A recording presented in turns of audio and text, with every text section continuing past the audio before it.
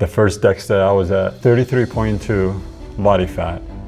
The last one I did, it was about 3 weeks ago, and I was at 13.2. So you lost 66% almost. Body fat. There's a moment though I want you to talk about, because you shared it with me, and I know many people have had this moment. You used to get out, take your shower, get out of the shower, and avoid the mirror. Yeah, all the time. It's funny because my wife was talking about it the other day. Like, I get out of the shower, there's like a huge mirror right in front of the shower, and now I flex.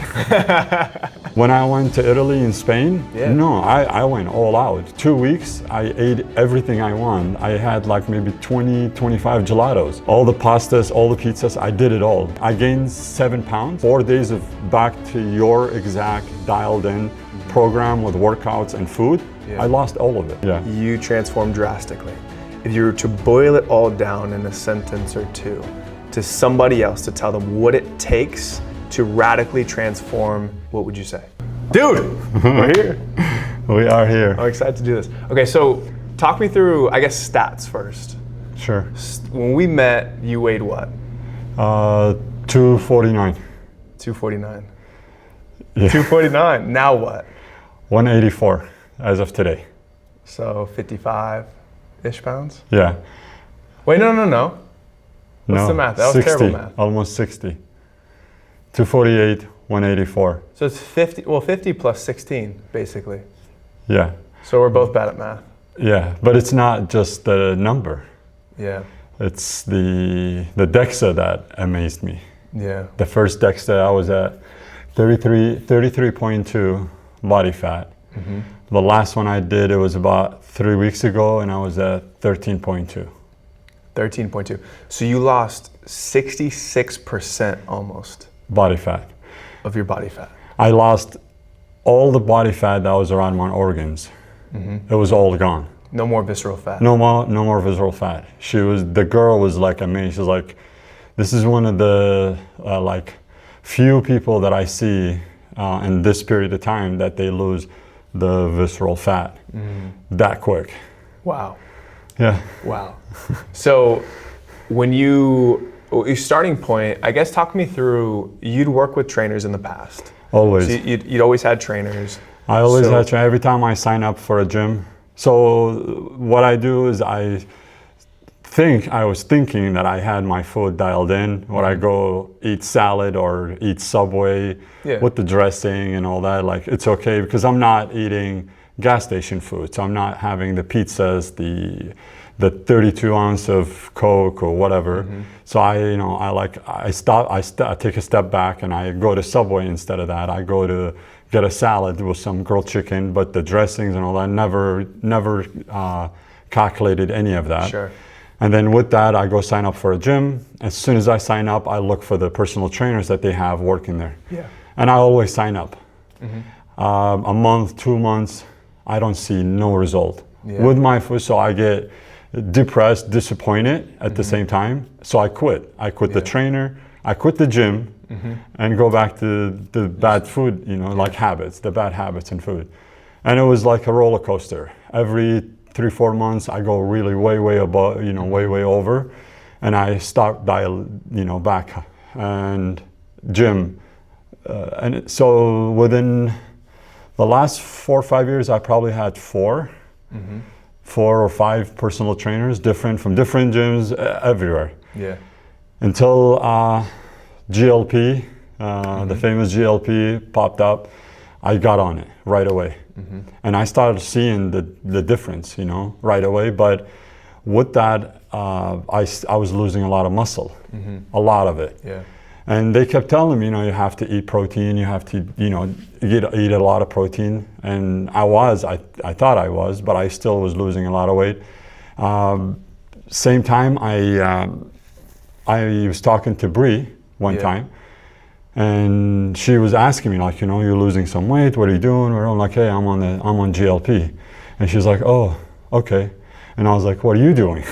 And she said, or what is Luke doing? What is Brian doing? I kept talking to them, and they were like, oh, well, we go see this guy, his name is Jacob, and we just work out, and he watches over what we eat. He gives us, we do a DEXA and blah, blah. She explained to me a process just a little bit.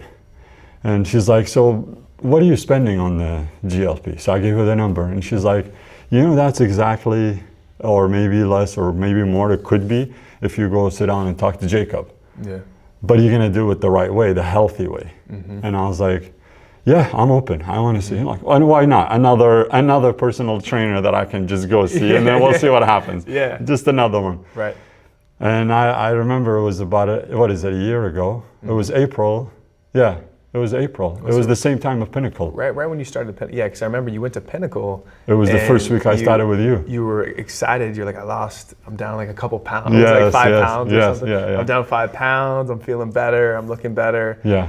And I know for you, so talk me through, it's just a drastic transformation. We talk about the weight loss. We talk about the composition change, but the thing I'm interested in is the identity. Because in order to have true transformation that lasts, and this is something that many people don't talk about, you do have to become a different person. Habits have to change, behavior has to change, how you view yourself, how you view what you're worth has to change. So yes. What's that been like for you from that perspective? It's crazy. So now, let's say I leave today, I'll stop at a gas station. I gotta put some gas in my car. And I go in, I normally go in and then grab a bag of chips, grab a soda or something, and then leave. Now I know exactly where the protein bar aisle is. Straight to the protein. That's the only aisle I go to. Or they have those little things in the center where they have the yogurts and stuff like that. So I either grab a yogurt, I grab a protein bar, I'll go get, my Monster, the zero sugar Monster, and then leave.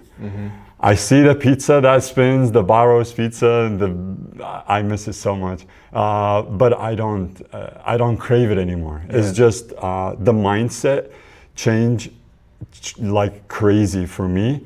You can put me anywhere right now and I will not crave that food because of what I've been through and the commitment that I made to myself to change.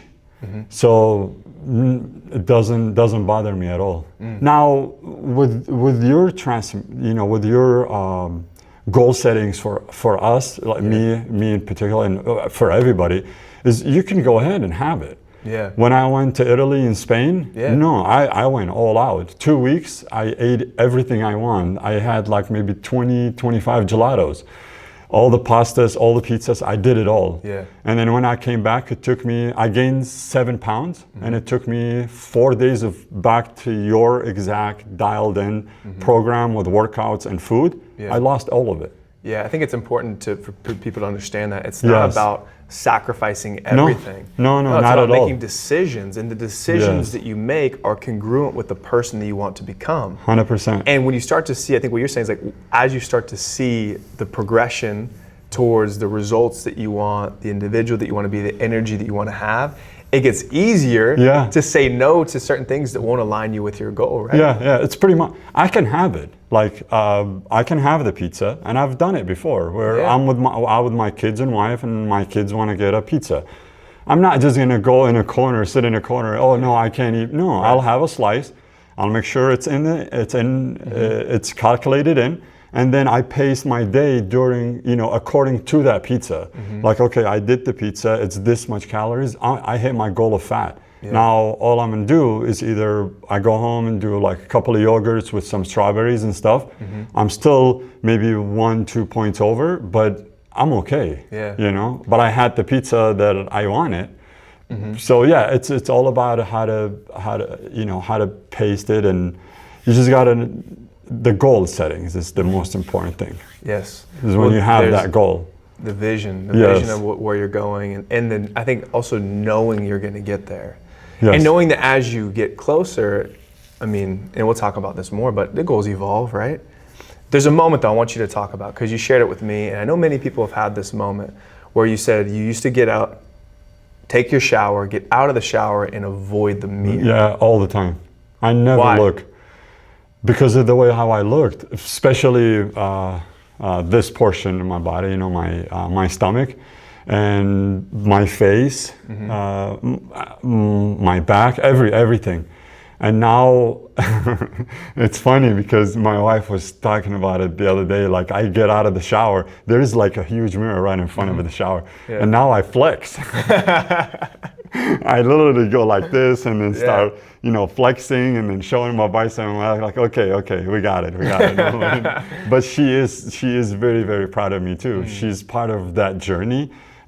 She kept me in the beginning, especially in the beginning. She was the one that pretty much weighs my food and have my meat, you know, like whatever, chicken or whatever ready. You know, I call her like, hey, I'm on my way.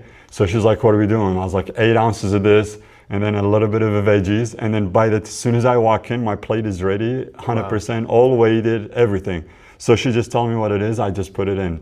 She was a huge part of big support system. Big support system. system. How important do you think that is, having your spouse support your goals in general? Because I mean, she supported your process, and you had to make significant changes to get to right here, like this moment. Yes. But she supported you. How important is that?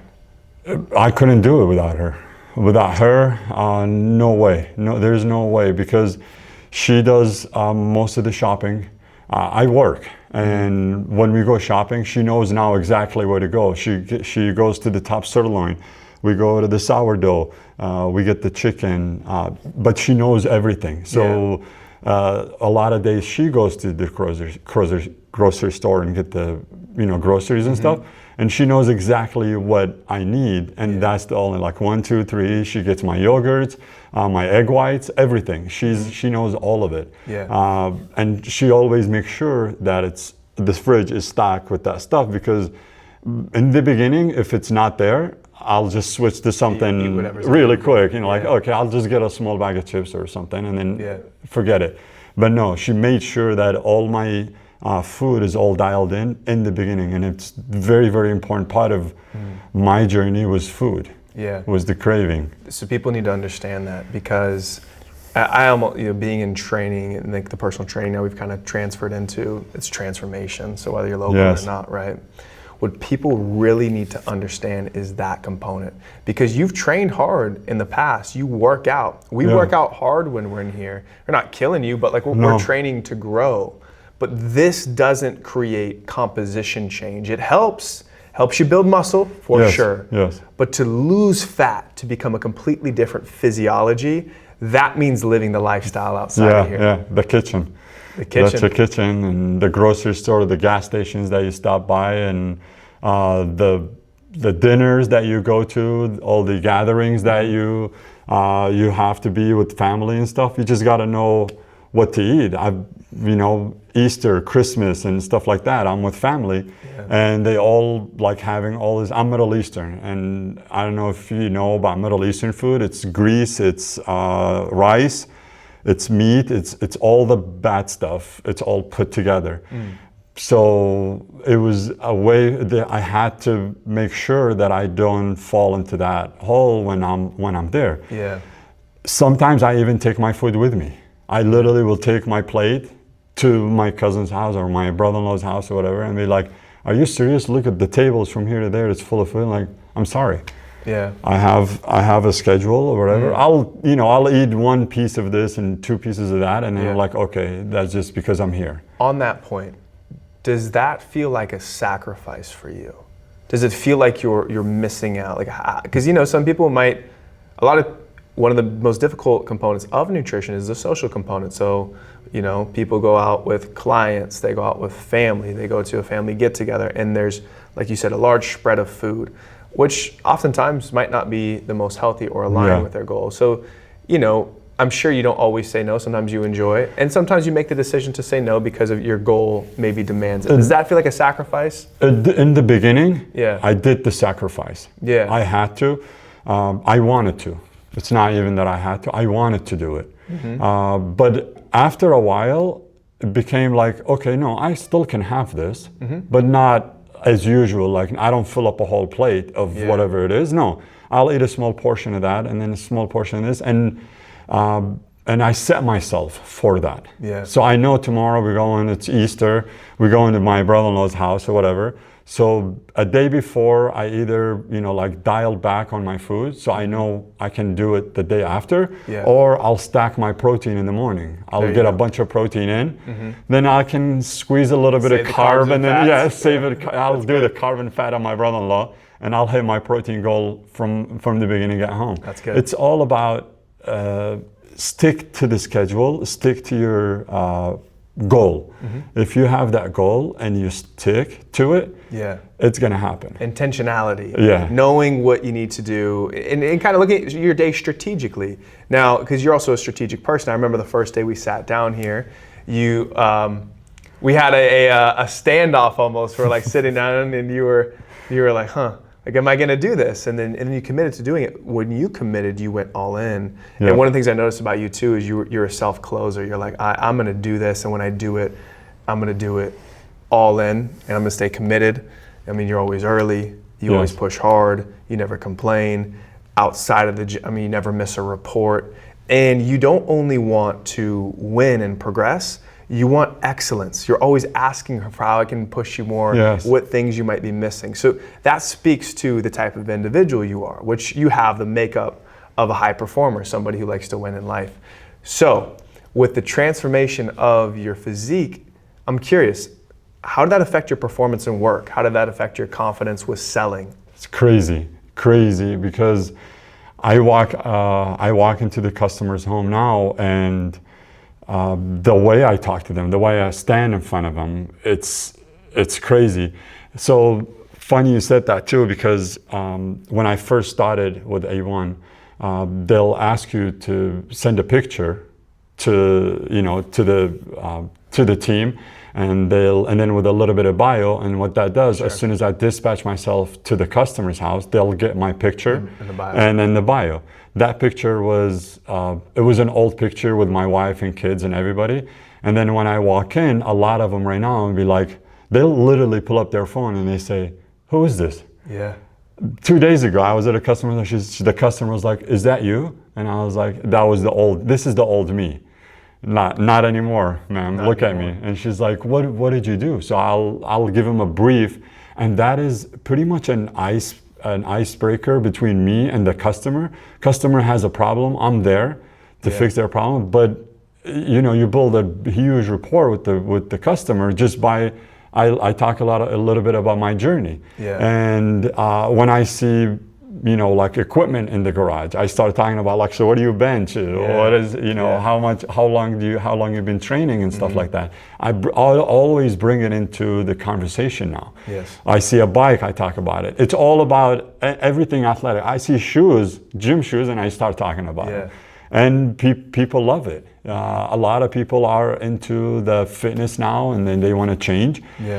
And if they don't, I just stay away. I don't say anything. I just get on my job. And then, well, you're excited about it. Oh, yeah, 100%. It changed me, even because it's very physical. Our job is very physical. And before, I was getting tired. I run like maybe a job or two, and then I call in, and I was like, okay, I got to go home and whatever. And now, no, you give me 3, 4, so now I run 8 to 6 every day, 4 or 5 days a week. No problem. It's amazing. Yeah. Well, man, and one of the things I'm seeing just across the board, it's congruency, right? You sit down, the part of coaching is wanting feedback, wanting accountability. Because if we're just making, if I'm just like nice to you and we're just buddies, we might get workouts in, but are things really going to change? And so you sit down, you get clear on exactly what you want, and then we install, a pathway for you to get there. Systematically, one that fits within your life. But you only get there if you're aligned, if your external actions are aligned with your internal vision. And I just gotta say, from the bottom of my heart, man, it's like, this is why I do what I do, to see someone like you come in, for us to build a relationship, to watch you transform your life, literally a new man.